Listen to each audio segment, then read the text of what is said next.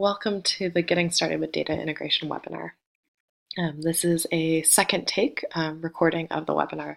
Unfortunately, we had some technical difficulties with the recording of the original webinar series in which myself, Alexa Krols, and my colleague Taylor Downs presented.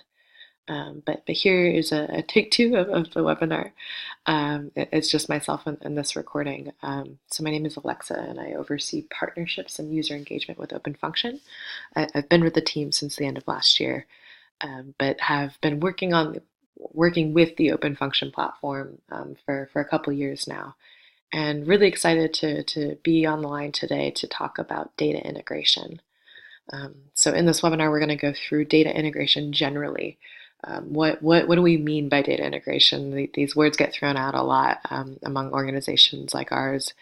When you're working in the social impact space, data and integration tend to be buzzwords, but we really want to dig into what do we mean by that, and what are some of the considerations we think through when talking about a new data integration project or thinking about adding new applications or tools to the stack of tools that we're already using. What are some of those challenges and considerations that are helpful to think through when approaching this topic of integration? But then from there, we'll dive into the OpenFn platform specifically. So OpenFn is an integration platform that is designed for organizations like you. So we'll dive into the platform, how it works. This will be a great introduction if you have never seen OpenFn, a great refresher for those of you that have registered before. But then we will get into the weeds of things and actually set up a project on OpenFn. Walk through what does it take to connect applications. So if you register today, how do you connect your different apps that your organization is using to OpenFn and start integrating your different tools? And then we're going to flip over to a real demo of a project for Miracle Feet, which is a partner organization of ours. It's a global health organization that is using OpenFn to power their integration behind their healthcare system. So we'll take a look at how they're leveraging OpenFn, as long as some other tools, CommCare and Salesforce, to connect their different systems and send patient information between the different tools that they're using. And then lastly, we'll flip over to help and support resources, and we'll dive into what information or links could be helpful to you if you're getting started on your own. So as soon as today, you can sign up for our platform and test out this for yourself. So I'll just share with you some quick links, as well as ways to get in touch with me and the OpenFn team if you want direct support or to talk through your project requirements specifically. So to start, what is data integration? Again, we hear this thrown around a lot, and usually my mind goes to something very technical. A developer sitting behind a computer writing some code to send data between two database systems. And while integration can be technical, and particularly if we have automation involved to connect two different systems, what data integration really means is it's both a combination of technical and business processes used to combine data from different sources to create meaningful and valuable information. And I think it's really important to remind ourselves that integration is not just the technical process, but also the business, the human process that is involved with transferring data from one tool into another and making that data source actually meaningful. So your organization is probably using multiple technologies to get their job done. So up here on the screen, I have a number of tools that you might be familiar with. Perhaps you're using Open Data Kit or Survey CTO for mobile data collection, Salesforce DHIS2 MySQL for a backend MIS database system. Perhaps you have an analytics layer using Tableau or some online charts analysis tool. Maybe you're even using SMS to message your customers or your staff members, so using something like Telerevit and Exmo. There are a lot of different tools that each serve its unique purpose, but a lot of times we do need to connect the data that is captured in each of these tools.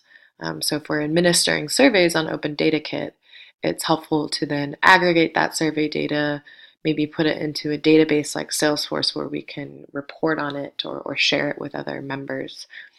And in connecting these different tools, what we end up doing is setting up different data integration processes. Again, that could be automated. Perhaps we have a way of automatically loading Salesforce data into our Tableau dashboards.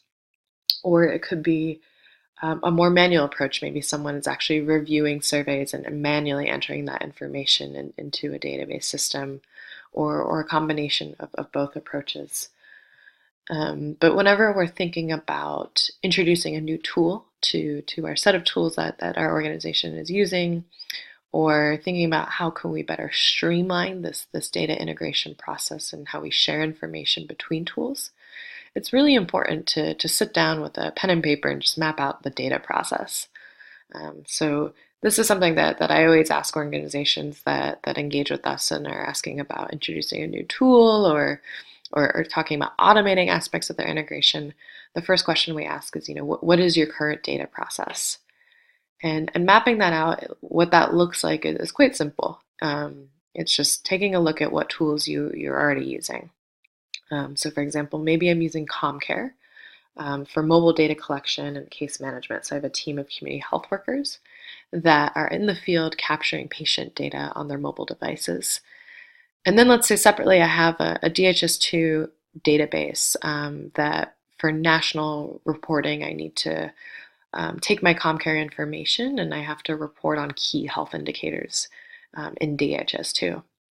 So my process then might involve getting my CommCare information and loading that into DHIS2, and I might even have a specific staff member whose responsibility is to do that on a regular basis.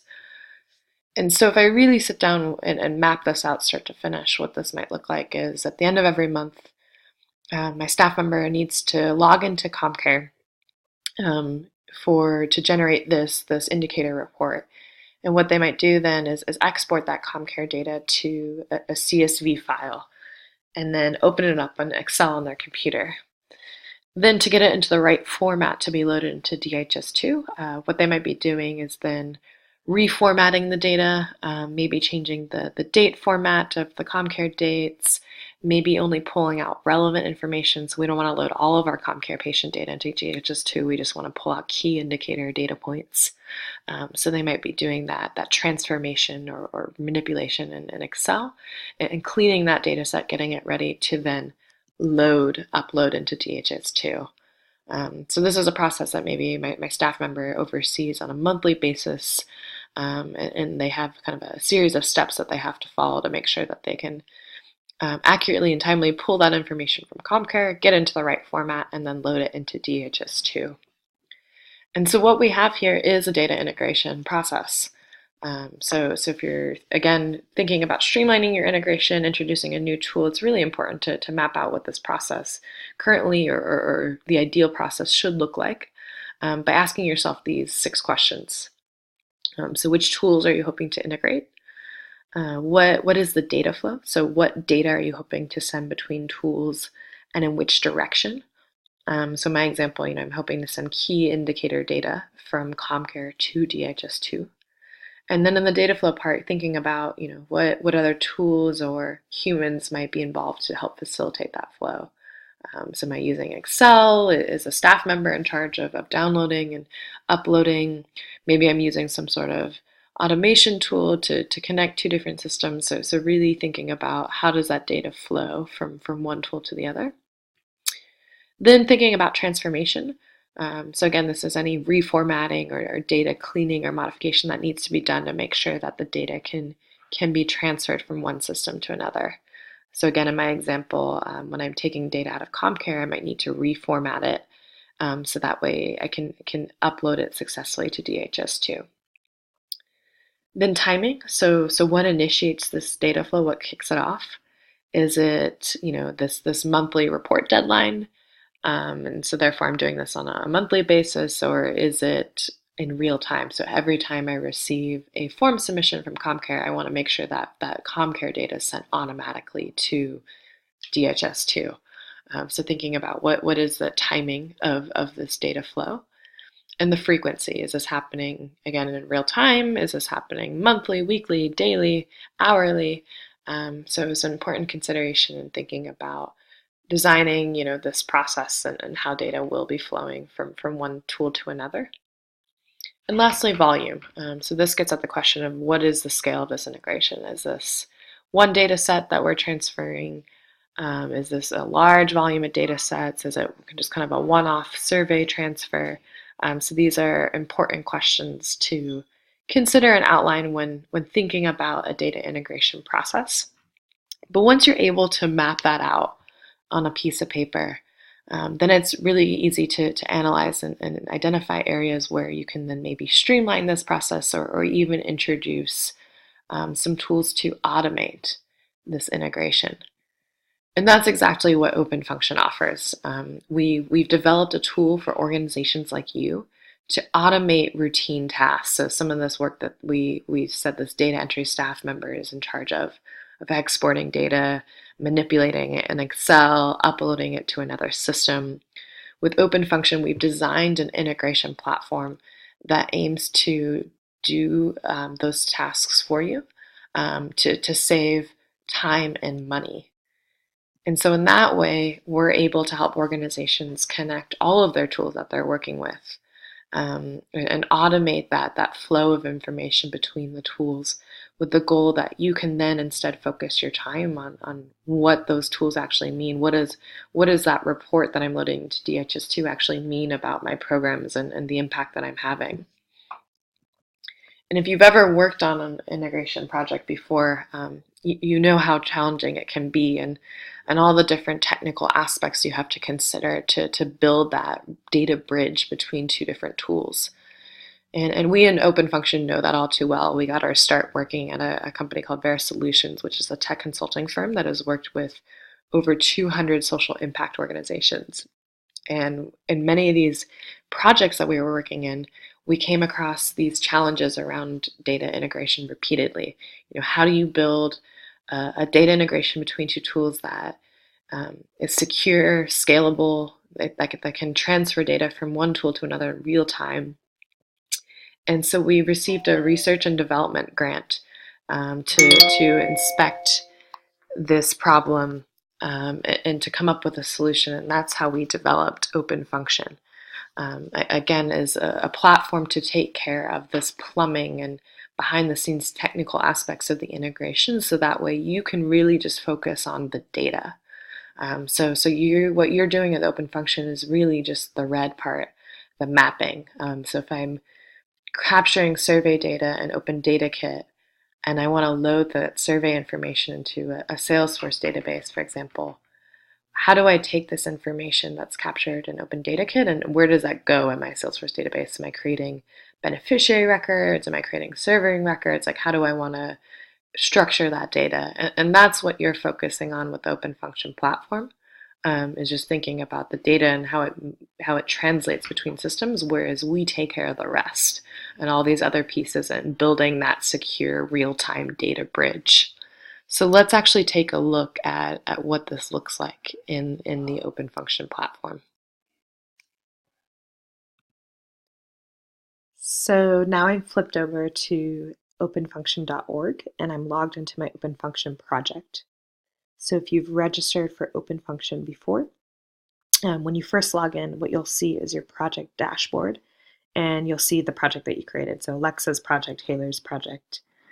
In this case, I have this new project I've set up for the webinar.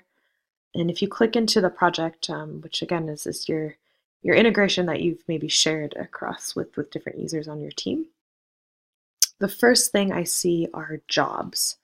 Now, jobs are essentially scripts of code that tell OpenFn how to process data and send it onwards to a connecting tool. So I like to think of jobs just like instructions that you might give your data entry staff member. So thinking back to that example of connecting CommCare to DHIS2, and if we were to tell a staff member, you're responsible for reformatting the CommCare data in this way and then uploading it to DHIS2, those steps are what I would include in my job. And so again, if we click into this job, we can see for this sample, you'll see the same sample job when you first log into OpenFn as well. We can see that this job is triggered anytime OpenFn receives a message where the message says it's from OpenFn. So a message in OpenFn is any piece of data received by OpenFn, and that flows into your inbox here on the left. And a message could be a form submission. So if we're connecting CommCare, anytime a CommCare form is submitted, that form data will flow into OpenFn as a message. If you connected a payment gateway, that might be a payment information, or if you've connected an SMS tool, a message might be a singular SMS message. So messages usually correspond with some sort of event with the tool that you've connected with, such as a payment made, form submitted. And when those messages flow into OpenFn, we then want to run jobs. So again, those instructions for OpenFn on how to process that incoming data and send it onwards to a connecting system. So with this sample job, I can see that any messages that are from OpenFn, we're going to log into Salesforce. And we're going to follow these instructions for creating data in Salesforce. So we're going to create an account record in Salesforce with these attributes: name, description, website, and phone number. And so this job is telling OpenFn what to do with that incoming message data. So if I go over to my inbox, you'll see this too when you log into OpenFn for the first time. You'll see a sample message. So let me just go ahead and click into one of these sample messages here. And if you take a look at the message body, so the actual contents of the data, I can see the JSON that we have here. So I can see that this is a message from OpenFn, welcome to the platform. If I scroll down, I can see that it has the potential to run that job that we just looked at, but it hasn't run yet because we haven't set up this job to auto process. So we can see that yes, this message did match that trigger, so it is from OpenFn, but it has not yet run, meaning this job has not yet executed for this message. OpenFn has not yet processed this message data and created a record in Salesforce according to the instructions in the job. And so again, we can choose to auto process messages if we set that up, but in this scenario, I'm just going to go ahead and manually run this job. And what I'm going to do is then process this job for this message. And if I click down here into run, this shows me the history of the execution of that job. So here's a log for what happened when OpenFn tried to run the job for the message. And I can see it was successful. So we logged into Salesforce. We created an account record with the attributes name, description, website, phone number, and we received a successful response message from OpenFn. If for whatever reason there was errors, we would get that error message here, and we can inspect the error and rerun the job, but I'll get into that later. So then again, if we're looking at the run history view, that was a singular run we were looking at, but the run history view allows us to monitor the history of all past transactions. So if you have other transactions that you've sent onwards before, that would be displayed here in run history, which allows us to review the success of messages that we've run for different jobs. So let's talk about actually creating a job and connecting a source application to our project here.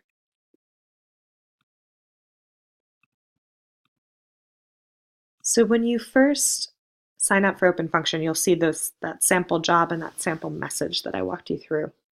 But the immediate next step is going to be to connect a tool that you're hoping to integrate with. So OpenFn can connect with any application that has a REST endpoint or a webhook service. So some of those are ones that I've already been mentioning: CommCare, Medic Mobile, Open Data Kit, SurveyCTO, DHIS2. But if you're looking to integrate with another app that your organization might be using that I haven't named, or maybe it's a custom application, you just need to verify whether it meets this criteria of having a REST endpoint or a webhook service. But again, a lot of modern applications do have that REST API. But if you have any questions about the compatibility of your tool and whether we're able to connect with it with OpenFn, you can absolutely reach out to us. And we're happy to take a quick look and let you know how you might go about connecting that tool to OpenFn. But then once you've mapped out your data process and you know which tools that you're hoping to integrate, then it's a matter of identifying, which app is your source app. and what data do you want to start sending to OpenFunction to then process onwards and send to other applications. So in our example from before where we're sending CommCare data to DHIS2, CommCare is our source application. So we want to start sending CommCare data to OpenFunction, so that way we can tell OpenFunction the instructions for then loading that data into DHIS2, for example. So if that's the case, CommCare has what we call a data forwarding API. So CommCare has a feature where we can automatically publish or send push notifications to OpenFunction. So I'll show you what that looks like in CommCare. But a lot of these applications do have this feature. So if you're looking to connect a tool, it's just a matter of reading that documentation for that application on what that data forwarding looks like. So OpenDataKit, for example, has a publishing feature where you can automatically publish survey data. So you'd be able to follow a similar process as what I'm about to show you for CommCare for OpenDataKit as well. And again, a number of apps offer this feature. But if for whatever reason the app that you're hoping to connect to can't automatically forward data to OpenFunction, no worries, we can still use OpenFunction to connect to that application. And usually what that looks like is writing a separate job to query the app and to fetch that data. So for example, if I have a MySQL database that doesn't have the ability to automatically publish or forward data to OpenFunction, I might write a job in OpenFunction that would actually structure a SQL statement and query and send a request to my database that, hey, please send me this patient data. And then once that data flows into OpenFunction, you could then write a second or third or fourth job to then process that data and send it onwards to other connected tools. So I'd be more than happy to dig into the second approach. It's a bit more application specific if you want to talk through what that might look like. But for apps that do have this data forwarding feature, let me flip over to my CommCare project and just show you what that setup process looks like to give you a sense of what that might look like. But you can also check out these applications documentation as well as our documentation. We tried to outline how do you set up data forwarding for apps that a lot of our partners are using, like CommCare and OpenDataKit. So let me flip to CommCare to show you how this works.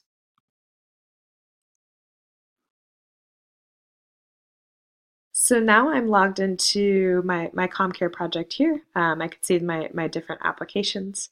CommCare has a specific section for data forwarding in project settings. So if I flip over to project settings, and if I go to data forwarding in the integration section, here is where I can set this up. So again, what I'm hoping to do is automatically forward data received in CommCare to OpenFunction.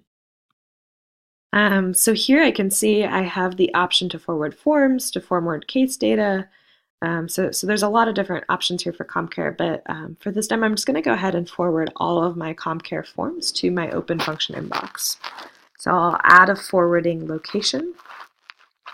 I'll choose a format XML. It's a lot easier if the data is flowing in this JSON format to OpenFunction to analyze these messages and to build the jobs around it.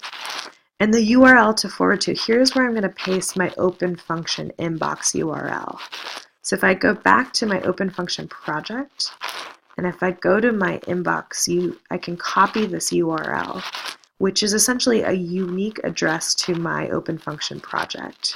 So if I go back to CommCare, and if I paste that inbox URL here, this is a unique address, so I don't need authentication by default. Although in OpenFunction, I can configure additional security around my inbox if I want to restrict, who can send data to this URL. But because only I have access to this unique address through my OpenFunction project, that's how I was able to copy and paste this, then I don't need to worry about authentication. But there's definitely more on our documentation site if you're interested in that. But now that I've specified that I want CommCare form data to be sent to OpenFunction in JSON format and to send to my OpenFunction project, I'm going to go ahead and just test out that this integration is working. So great, I got a successful response from CommCare. Let me just verify that in OpenFunction. So I'll go back to my inbox, and I'll see that this new message just came in. And if I go and I take a look at the message body, I can see that, okay, great, a test form was sent from CommCare. I can see they're 101 Dalmatian fans. Cruella DeVille is the username. But then I can actually check out this test form data that is sent from CommCare in this JSON format. And no jobs have run because I don't have any jobs set up yet to run based off my CommCare data. But now at the very least, I know that my CommCare integration is my CommCare connection is set up. So I can choose to start forwarding. And what that will mean is that my CommCare data will now start flowing into my OpenFn inbox. So depending on your application, this might happen immediately. This might be dependent on just kind of whether you're connecting CommCare, Open Data Kit. Sometimes CommCare might take a few moments before it starts sending on that data. Or you might need some users to actually start submitting data so that the forms can flow into OpenFn. But let's go ahead and flip back to our OpenFn inbox. And I can see looks like some new messages have come in from CommCare already. So if I click into the message and the message body, great, I can see that some new CommCare forms came in. Like for example, here's this patient in delay. So this patient registration form just flew and came into my CommCare, came into my OpenFn inbox. But I can see that currently the data is being received as a message by OpenFn, but no jobs are running. And that's because I haven't yet created any jobs or instructions for OpenFn for what to do with this CommCare data. So now that I have this CommCare data flowing to OpenFn, what do I want to do with it? Well, let's say that I have a Salesforce case management application and I'm using Salesforce to aggregate my CommCare data and record my patients. So I have 4 patient records here. Let's say I want to start recording my CommCare registrants as new patients in my Salesforce database as well. So then what I want to do is write a job to process this CommCare data and to create patient records in Salesforce.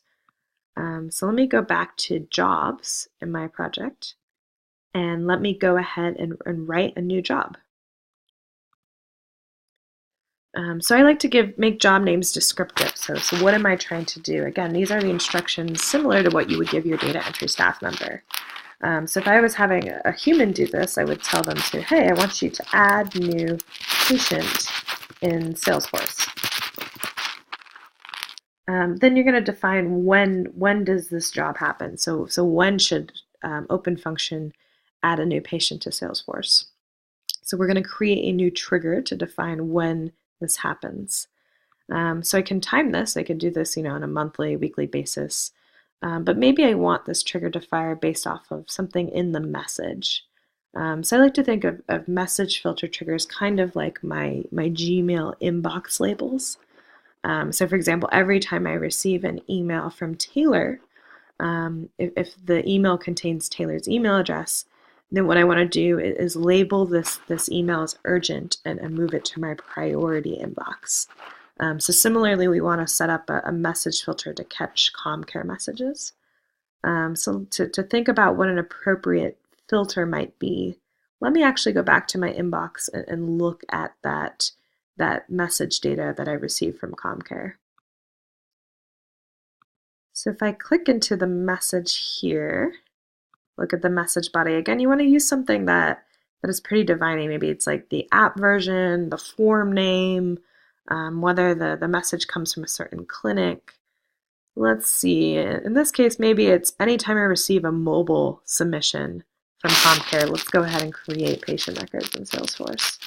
So what I'm going to do is just copy and paste that key value pair there from my JSON message. I'm going to go back to my job builder and the trigger, and I'm going to say, every time a mobile submission is received, let's go ahead and create or run this job. So now I've defined my trigger. Next up is choosing API adapter.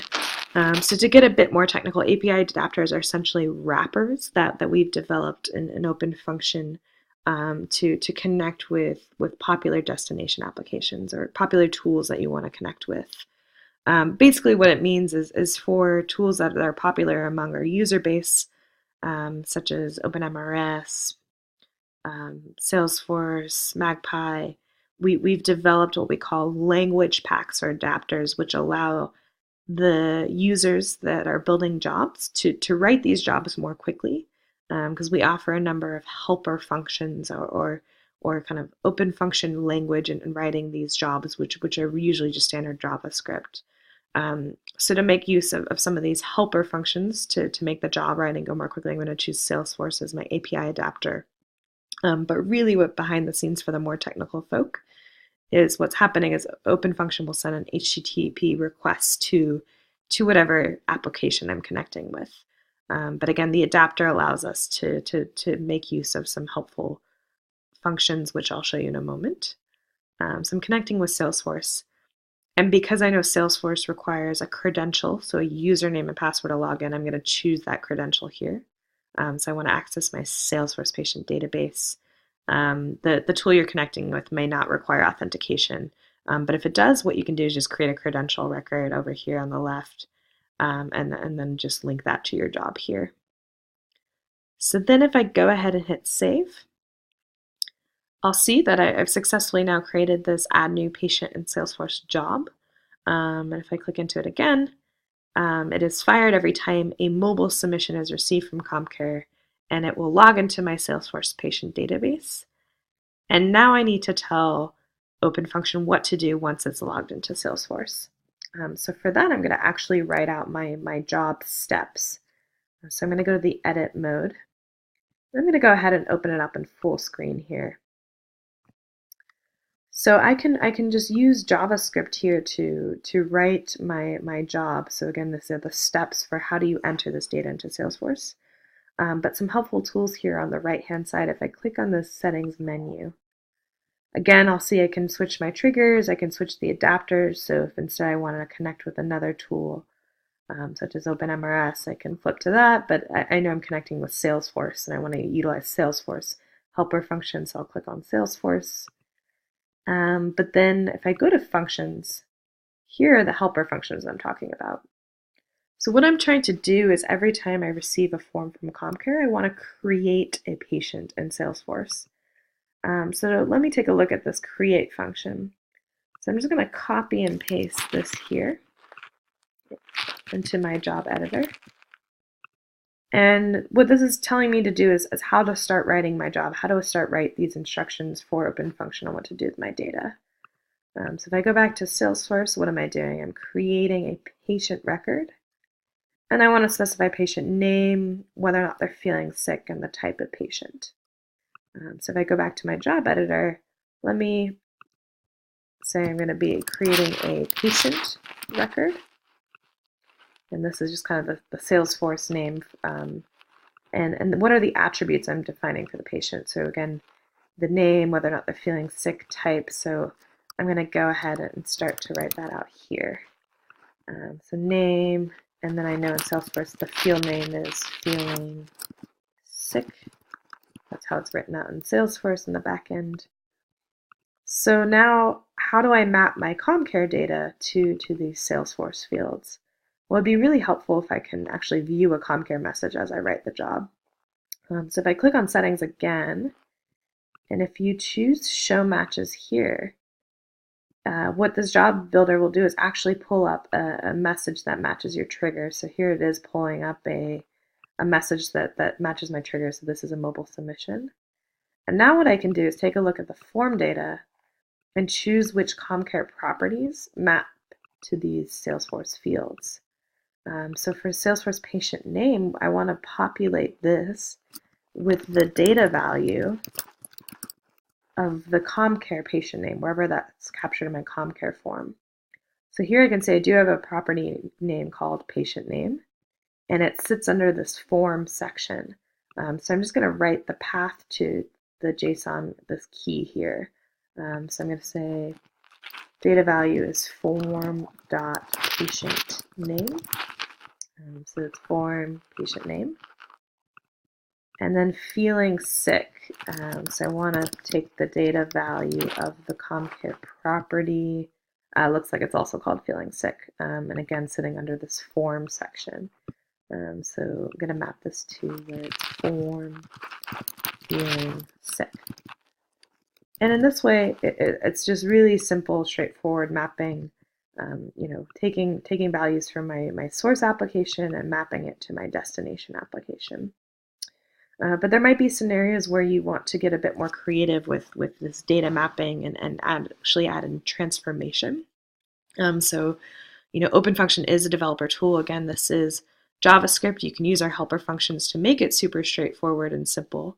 But you can also build in your own custom functions or whatever you can achieve in JavaScript to make these jobs more complicated. And that just gives you a lot of flexibility with the transformation aspect of this integration. So an example might be that I want to tag all new patients as a certain type. So here in the system, we said that this patient is a new CommCare patient. But let me say that any new CommCare patient coming in, I want to tag as a new clinic visitor. So if that's the case, then maybe for my Salesforce type field, I want to just kind of tag them as they are a new clinic visitor. So this is a scenario where I'm hard coding values. Again, you can use JavaScript to write custom functions, and we have lots of examples for that on our documentation site, or if you take a look at other projects, GitHub repositories. So for example, CommCare, the date comes in the format year, month, day. But in Salesforce, it accepts dates in the format day, month, year. So what I might want to do is write a custom JavaScript function to transform this date from CommCare and switch it over to that day, month, year format. Another example of transformation might be, let's say in the CommCare form, we're capturing whether or not someone's feeling sick as a yes/no question. But in Salesforce, let's say that was a checkbox instead, so a true/false value. So we could write our job here on the left, so that way anytime OpenFunction receives a message that has a no value in response to feeling sick, we can convert that to false. So that way when it loads into Salesforce, it will not check that checkbox as opposed to writing yes or no. So that's just a couple of examples of transformation, but again, you can concatenate values, reformat things, anything you can do with JavaScript you can build into your job here. But we'll keep this job nice and simple, so I'm just going to go ahead and hit save. And now let's actually go test out our job. So if I go back to my inbox, and if I go back to one of these messages, so I can see now that I have this new job. This message I was looking at, it's that patient in delay. If you remember, here's this patient in delay.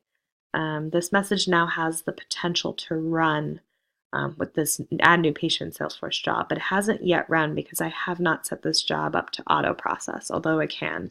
And that's really helpful for making sure that as soon as CommCare data hits OpenFunction, it's sent onwards to the tools I've connected. And if I go back to my Salesforce database, and if I'm looking at all patients, again, I only have 4 patient records currently in my system, so let's go ahead and process this and delay form registration and register her as a new patient in our Salesforce database. So to do that, let me just run this job, and I'll see this run start to process here, and oh, looks like there's an error. So let's click into the run and the history of this job executing and see what the issue might be. So I can see that the OpenFunction logged into Salesforce. It started to create a patient record for InDelay, but it failed. And there's an error message, invalid field from Salesforce. And it's saying there's no such column or field type on patient. And it looks like I misspelled type when I wrote my job. So therefore, OpenFunction was unable to find this type field when logging into Salesforce. So whoops, I gave OpenFunction the wrong instruction. So let me go back to this job, and I'm going to edit this job to fix my typo really quickly there. So it's type, not typey. So let me hit save. Great, and I'll go back to run history, and I'll be able to see that job or that run that failed that we were just looking at in that error message. So let me click into that. here's that error message we just looked at, and let me rerun this job. So now that I fixed the job syntax error, let me rerun it. And this is really great because OpenFn allows you to monitor your integration, to do this troubleshooting, error reprocessing if something ever happens, if there's an error message with connecting with a tool. Let's say the server goes down with the other tool you're connecting with. You can use OpenFn to monitor the status of your integration and reprocess as needed. And again, there's a way to set up email alerts if you want email notifications when jobs fail to run. But if I click into this run, I can see that, yep, great, it's now successful.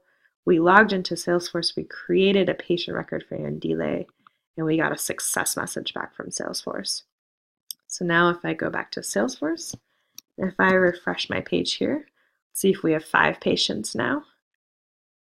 Yeah, great, we now have Ndile registered, just as the details that we saw in the run log. So Ndile, she's not feeling sick, and she's a new clinic visitor. So just what we have specified here. So to recap, what we did is we connected our CommCare project to OpenFn. We saw those messages start to flow in. So those form submissions in CommCare automatically flow into OpenFn. We were then able to write this add new patient job, so to instruct OpenFn on how to create patient records in Salesforce. And then we can monitor the success of this integration that we just set up through run history. So we did watch that successful run just process now and create that new Ndile patient record in Salesforce. And so in this way, you watch me in 10 minutes set up this quick CommCare to Salesforce integration and really encourage you to go ahead and register for our platform and try it out yourself. But let's actually take a look at a real project of someone else that's using OpenFn. So I'm going to flip over to Miracle Feet. They are a global health organization using OpenFn to connect their different healthcare tools.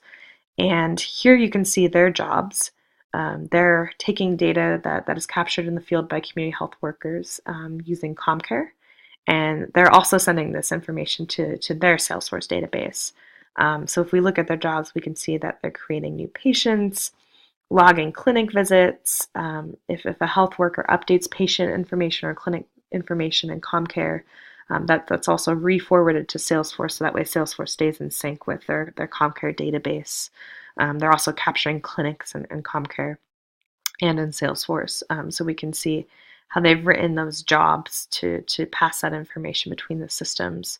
And you can actually go on their GitHub repository, and if you want to take a look at the actual code for their jobs, to see how they're mapping their Salesforce and their CommCare systems using OpenFn.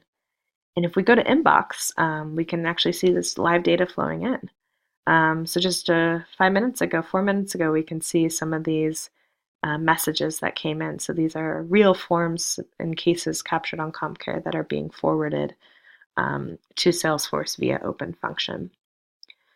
So in that way, Miracle Feet is really leveraging OpenFn to automate this process that used to be quite manual from them.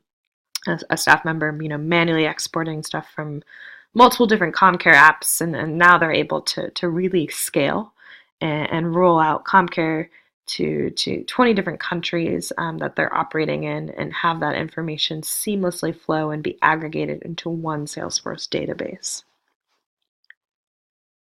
So if you're interested in trying this out for yourself, here are some resources for you to check out on getting started, connecting source applications, some example code snippets. You can check out our documentation site for a lot of those instructions, as well as our GitHub repository, where we've linked to some of these partners that we're working with, such as Miracle Feet. So again, you can take a look at how they've written their jobs and even borrow some of the code that they've been using for writing your own integrations.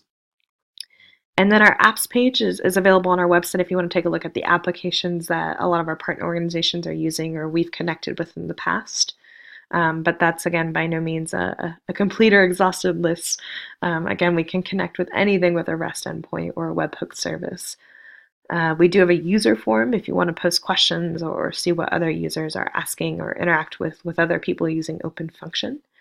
And we have a YouTube channel where we'll be posting videos such as this recording and additional training materials as new case studies and features come out to make sure that you understand what's going on with the platform.